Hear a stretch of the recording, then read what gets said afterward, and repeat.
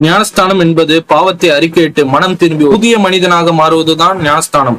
ஆனால் ஆண்டவரே இயேசு கிறிஸ்து ஏன் ஞானஸ்தானம் பெற்றார்? ஆண்டவரே இயேசு கிறிஸ்து பாத்தீங்கன்னா யோவான் ஸ்தானம் கிட்ட தான் ஞானஸ்தானம் படுவார். அந்த யோவான் ஸ்தானங்கனே சொல்வாரு, நானே உங்ககிட்ட தான் ஞானஸ்தானம் பெற வேண்டும் என்று. கிட்டத்தட்ட ஆண்டவரே இயேசு கிறிஸ்துவோட செருப்பு கூட கைட்ட எனக்கு தகுதி இல்லை என்று யோவான் ஸ்தானகன் சொல்லுகிறார்.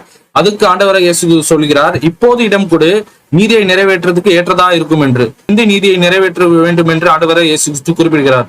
பழைய ஏற்பாடு கால புஸ்தகத்தின் நியாய பிரமாணங்களை ஞானஸ்தானம் எடுக்கிறது மூலியமாக லேவிய கோத்திரங்களின் நியாய பிரமாணங்களை அவர் நிறைவேற்றுவார்.